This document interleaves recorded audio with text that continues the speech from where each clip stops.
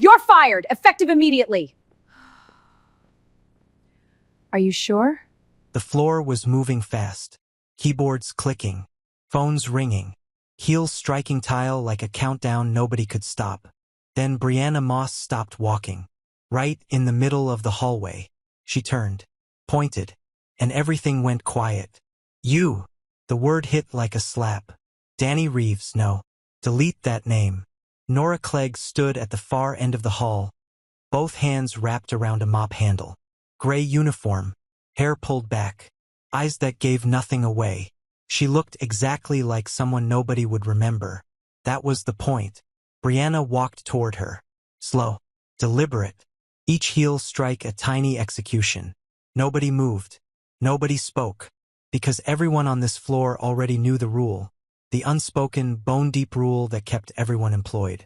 Never stand next to someone who's losing. Brianna reached out and tore the badge off Nora's chest without asking. She let it hit the floor. Effective immediately, Brianna said. You're done here. Nora looked down at the badge. She didn't pick it up. She didn't explain herself. She lifted her head slowly, and when her eyes met Brianna's, there was no panic in them, no tears, no trembling lip. Just one question, quiet as a held breath.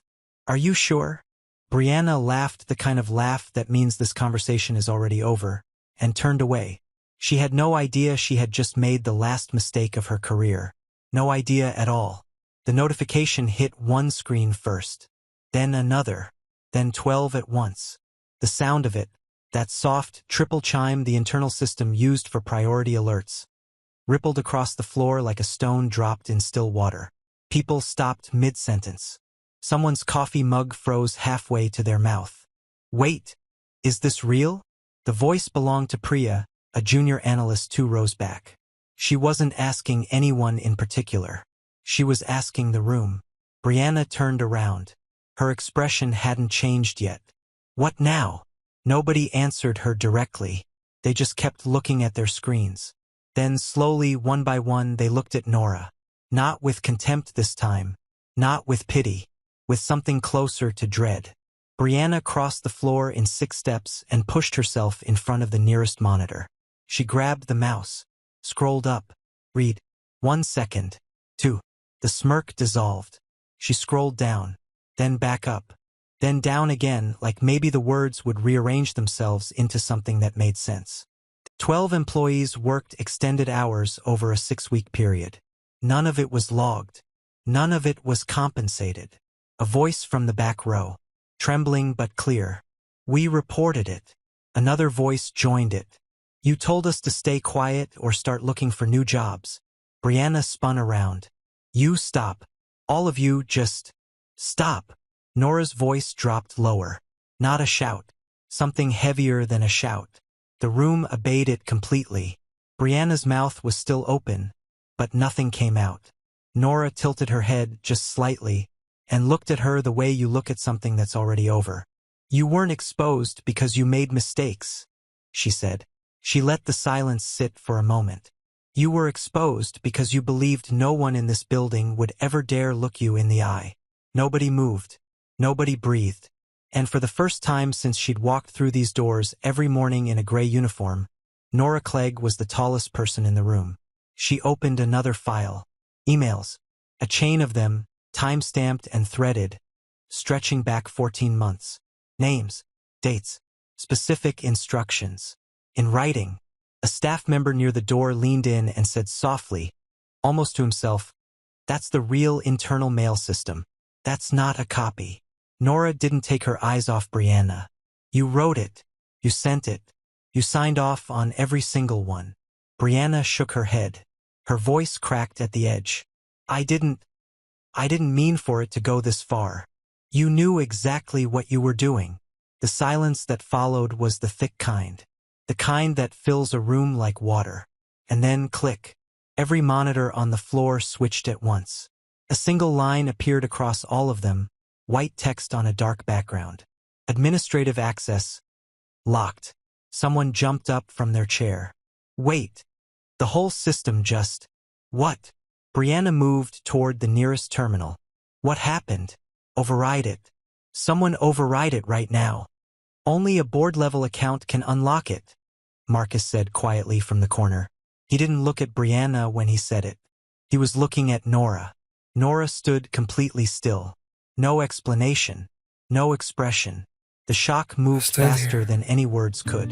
Brianna looked left, then right, then at the screen, then at the faces staring back at her. Faces that used to belong to her floor, her team, her authority. None of them looked the same. What are you doing? Her voice was fracturing now. What is this? Nora looked at her, calm in a way that was almost frightening. Closing what you broke. Brianna stood in the center of the floor. No access, no allies, no angle left to play. Her hands were shaking. She probably didn't know it. I can explain this, she said. All of this. It's more complicated than it looks. And if you just give me a chance to. Nora raised one hand. Not a dramatic gesture. Just enough. Brianna stopped mid-sentence. You're not losing everything because of me, Nora said. She stepped closer. 2 steps. Slow. You're losing it because of how you treated people you decided didn't matter. That sentence did something visible. Brianna's jaw tightened, then loosened. The argument she was building somewhere behind her eyes just fell apart. An employee stood up near the window. Kayla. She'd been with the company for 4 years and had never raised her voice in a meeting. You made us change the numbers, Kayla said. You told us if we documented what actually happened, we'd be written up. Another voice. Troy from accounting. I have the messages. You sent them from the direct line. One after another. Voices that had been swallowed for months, for years, rising one at a time. Not loud, not dramatic, just true. Brianna turned in a slow circle, like she was searching for someone who'd come to her defense. The room was silent, not the silence of people who were afraid, the silence of people who no longer were. Brianna's voice dropped to almost nothing. You're all turning on me at once. This is coordinated. No one is turning on you, Nora said. They're just finally saying what happened. Brianna clenched her fists. I can fix this. Maybe if you let me have access back, I can fix everything. The payments, the reports, all of it. Nora looked at her for a long moment, the longest moment in the room. Some things can be fixed, she said, but some things aren't problems. They're consequences. She turned toward HR. Tara from HR had been standing near the back with a folder in her hands since the third email came on screen. She stepped forward now. Termination is effective immediately, she said. Her voice was steady.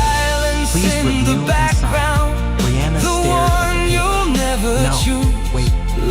Just wait. Not yet. Nora's voice. 2 words. Cold enough to stop everything. She held Brianna's gaze. This doesn't end here. Legal has the full file. Every altered document, every withheld payment, every recorded instruction you gave to falsify records. This will be handled according to regulation. Brianna went still. For the first time in years, she had absolutely nothing left to say. She signed the paper. She walked toward the elevator. No one watched for very long, because the story was already over before she even reached the door. The floor was quiet, not the quiet of a room holding its breath. Something different, something that felt like the first clean air after a long time of stale. Nora turned back to face the room. No podium, no title on a lanyard. Just a woman in a gray uniform who still hadn't picked her badge up off the floor. I know why you stayed quiet, she said. A few people looked down. Not because you agreed with what was happening, because you thought you had no choice. She let that sit. Starting today, you do. And no one in this building, or any building, has the right to take that from you again. No applause. No moment of cinematic triumph. Just people. Some of them standing a little straighter than they had an hour ago. Some of them making eye contact for the first time in months. Some of them quietly deciding something they hadn't decided before. Nora looked around the floor one last time. Then she walked back down the hallway. The same hallway she walked every day. The same fluorescent light. The same sound of keys and monitors and the HVAC system humming behind the walls. Everything looked You're the same. walking with Nothing was. somebody At the else, elevator, she paused. like I Didn't never turn around. crossed your Power isn't mind. about standing And above I'm people, drowning she in said. this Her voice feeling just that I'll barely reached the ones never behind her. leave It's about behind. what you do with it when you're standing next to someone who has I none. could scream, but The what's the elevator reason? opened. She stepped in. You were The doors never closed, really mine. and the floor stood still, not out So of I fear, bury not out all of the confusion, pieces but because every single person and in that room was doing pretend the that same I'm quiet thing at the same moment, alright. It's thinking raining about which deep side they'd inside been my on, heart, and what they were going to do but differently I then. don't let The it office show. looked the same in the days I that just followed. stand here Same in desk, the silence same lights, while I same watch rhythm, you but let me conversations go. that used to get swallowed You're got walking spoken. with Things that somebody used to slide else, past people's eyes like I got moved. never Not crossed because your everyone mind. suddenly grew brave And I'm overnight, drowning but in because this they'd watched something feeling happen. that I'll They'd watched a never woman in a gray leave uniform stand in the middle of a floor where no one could bet on her, and refuse to disappear. And once you see that, it changes the math on everything. Nora didn't make a statement about it afterward. No press release. No speech to the assembled staff. She did what she always did. Showed up, worked through the problem, put things back where they I belong. won't ask you to The stay quiet was now. louder than anything she could have said. If you're happy Because where that's you the thing about real authority. I'll It just doesn't need the room to go fade silent into when the you walk in. It's crowd. felt in what you do when the room is Raining deep loudest. inside When my everyone is heart, watching someone lose. but When I the safe don't move let is it to look show. away. The badge was I still just on the stand floor when they here found in it the next morning. silence while Someone I had placed watch it you carefully on let her me desk. go. No note, You're no walking name, with just that. somebody Some things else, don't need an like I explanation. never They just crossed need to your be put back where they mind. belong. And The I'm people who never drowning had in to this announce their power were feeling always the ones who had the most of it. And Nora Clegg had been that standing I'll in that building the never entire leave time, behind. invisible until the day she chose not to be.